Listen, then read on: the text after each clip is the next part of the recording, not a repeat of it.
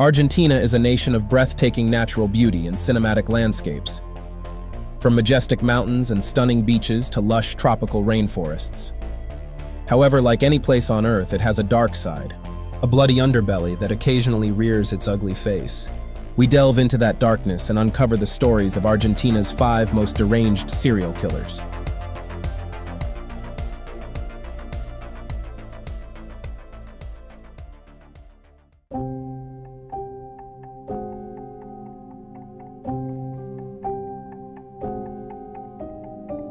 In 2015, Argentina was rocked by the chilling crimes of Javier Hernán Pino, a serial killer who methodically befriended and betrayed his victims before executing them. Pino's crime spree spanned from February to October, leaving a trail of death and deceit. Pino's sinister pattern began with 40-year-old Chinese merchant Nichi Fu in Buenos Aires. On February 16th, he shot Fu 8 times with a silenced pistol, targeting his head, abdomen, and arm. This marked the beginning of a series of cold-blooded murders. In April, Pino befriended Claudia Sosa, a 38-year-old masseuse moving to Buenos Aires. On April 8th, he visited her apartment on Tucumán Street under the guise of helping her. Once inside, he shot her in the neck, killing her instantly, and then robbed her of a computer, cell phone, and 1,900 pesos.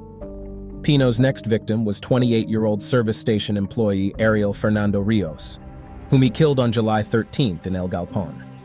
His final known victims were siblings Agustina and Javier Ponicio, aged 28 and 25, whom he murdered on October 16th in Rosario. A few days after the Ponicio siblings' murder, Pino was apprehended in Frias, Santiago del Estero. Investigators had linked the Rios and Ponicio murders, leading to his arrest. Initially convicted for these 3 murders, he received 2 life imprisonment terms. 4 years later, the Buenos Aires police used the Automated Ballistic Identification System, SAIB, to connect shell casings from the murders, leading to additional charges for the killings of Fu and Sosa. DNA evidence found on a coffee cup further implicated him. During his trial, comparisons were drawn to the notorious serial killer Robledo Puch due to the similar brutality of their crimes. Pino was found guilty of all 5 murders and sentenced to 3 life imprisonment terms. He is now serving his sentence at the Caranda prison in Santa Fe province.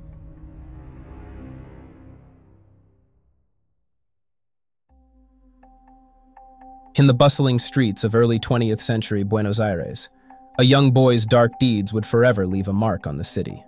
At just 16, Cayetano Santos Godino, infamously known as Petiso Orejudo, or Big-Eared Midget, became one of Argentina's most notorious serial killers.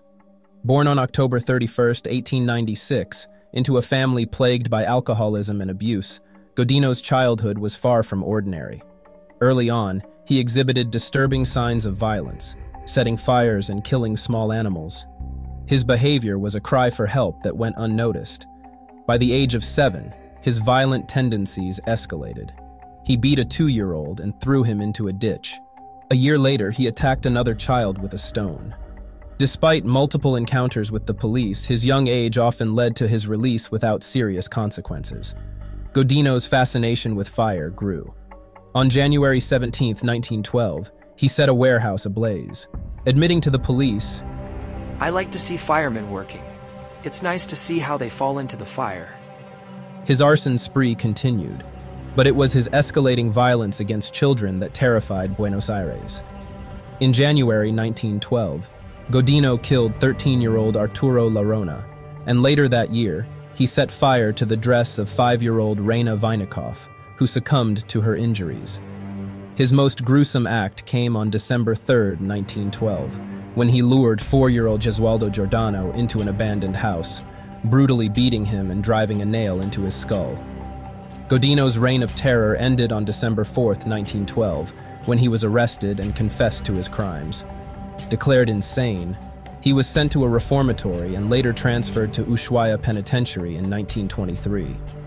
His violent tendencies continued behind bars, leading to multiple attacks on fellow inmates. Godino spent his final years in isolation, suffering beatings from inmates and enduring severe illness. He died under mysterious circumstances on November 15, 1944, leaving behind a legacy of horror. When the Ushuaia prison was torn down, Cayetano's remains were nowhere to be found, adding even more obscurity to his death.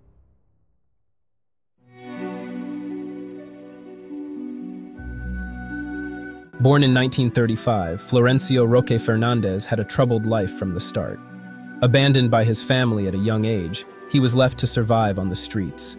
Fernández suffered from severe mental illness, plagued by delusions and hallucinations, possibly due to schizophrenia. His obsession with blood, known as Renfield syndrome, only added to his terrifying persona. Fernández's method was both calculated and gruesome. He would stalk his victims for days, ensuring they were alone. Taking advantage of the warm nights when residents left their windows open, he would sneak into their homes. As his victims slept, he would attack, biting their necks, often severing their trachea and carotid artery, leaving them to bleed to death. His reign of terror came to an end on February 14, 1960. After a thorough investigation, police found Fernández living in a cave on the outskirts of Monteros. The arrest was described as picturesque, as Fernández resisted only when brought into the sunlight due to his photophobia, a fear of light. Declared insane, Fernández was confined to a psychiatric institution. He spent the remainder of his life there, dying of natural causes a few years later. His story remains one of the most haunting tales in Argentina's history. Florencio Fernández, the Argentine vampire, left a legacy of fear and tragedy in his wake. However, there is widespread speculation surrounding Fernández's existence. Skeptics claim that the window vampire is nothing more than an urban legend warning people to lock their windows at night and scare children around the campfire.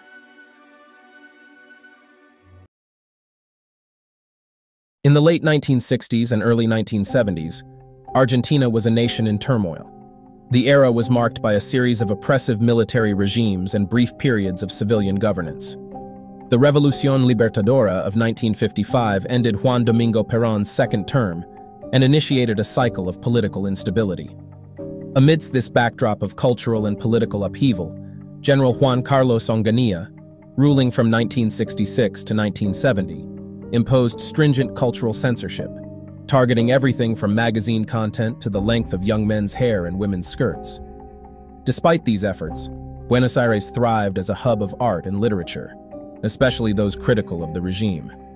Against this chaotic canvas, Carlos Eduardo Robledo Puch was born on January 19, 1952. Known later as the Death Angel and the Black Angel, Puch became one of Argentina's most infamous criminals, responsible for nearly a dozen murders and multiple other crimes.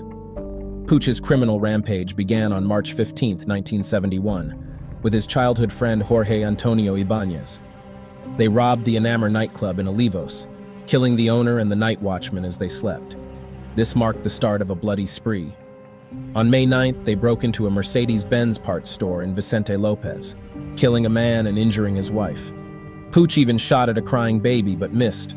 The pair's violence escalated. On May 24th, they killed a supermarket night watchman in Tanti. On June 13th, Ibáñez murdered a garage caretaker in Constitution, and they later raped and killed a 16-year-old girl they had picked up from a bowling alley. Their crimes continued with the rape and murder of a 23-year-old woman on the Pan American route. The partnership ended on August 5, 1971, when Puch crashed their car, killing Ibáñez. After a brief hiatus, Puch teamed up with Hector Somoza. From November 15th to November 24th, the two would shoot up a supermarket as well as murder 2 watchmen at separate car dealerships, running away with over 1 million pesos. Puch's reign of terror came to a brutal halt on February 1, 1972. During a botched robbery at a hardware store, Puch killed Somoza in a fit of panic and used a blowtorch to disfigure his face in order to avoid identification. However, he forgot about Somoza's identity card, which led to his arrest 3 days later. When the police searched Puch's villa, they found money from the robberies and 2 revolvers. Initially denying his crimes, Puch eventually confessed in detail, even to unreported robberies. On July 7, 1972, he briefly escaped from Penal de Olmos but was recaptured within 64 hours. In 1980, Puch was tried and received a life sentence, the maximum penalty in Argentina, to be served in the high-security prison Sierra Chica. Puch expressed that his trial was a Roman circus, and he never showed remorse or asked for forgiveness. In 2013, he requested a review of his sentence, which was denied. He then requested to be executed via lethal injection, which is illegal in Argentina. As of 2024, Puch has been incarcerated for more than half a century, making him the longest-serving prisoner in all of South America.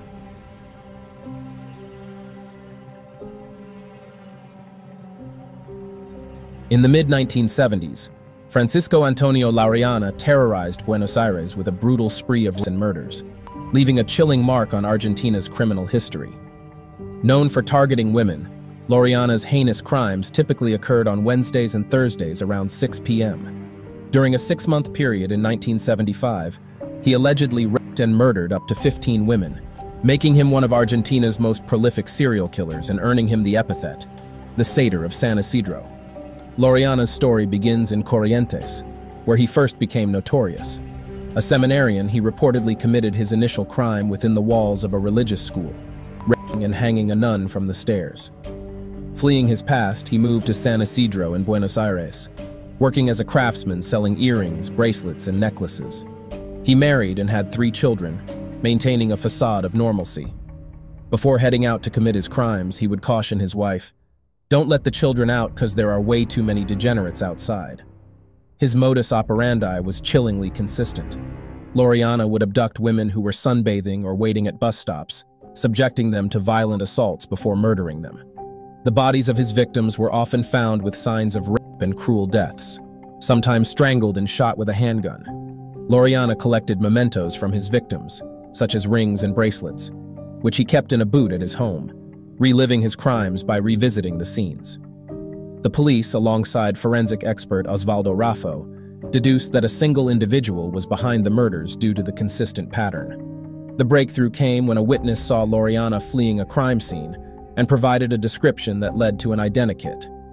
This sketch circulated widely, heightening public awareness. Laureana's reign of terror ended on February 27, 1975. A young girl recognized him from the identikit and alerted her mother, who secretly called the police. As Laureana walked away, the authorities tracked him down. When they approached, he drew a gun from his bag, initiating a shootout that spanned several city blocks. Wounded, Laureana fled and hid in a henhouse where he would slaughter 2 chickens before a guard dog exposed his location. Another gunfight ensued, and this time Laureana was fatally shot by the police. Despite the desire to interrogate him, Laureana's refusal to surrender left many questions unanswered. His wife, in disbelief, insisted that there had to be a mistake, as her husband was a family man and incapable of such crimes. After his death, police discovered the boot filled with victims' belongings and other firearms at his home, confirming his guilt. Laureana's case remained obscure due to the political climate under Isabel Martínez Perón's government, which sought to maintain a semblance of peace. Isabel was the vice president to her husband, Juan Perón. And upon his death on July 1, 1974, Isabel was appointed president. The political climate was already chaotic, but after Juan Perón's death, violence erupted. Laureana's crimes coincided with the political upheaval and turmoil plaguing the country. Eventually, a military coup overthrew Isabel Perón in March of 1976, spiraling Argentina into a military dictatorship under the rule of Jorge Rafael Videla. And the crimes of the Satyr of San Isidro, one of South America's worst serial killers, faded away.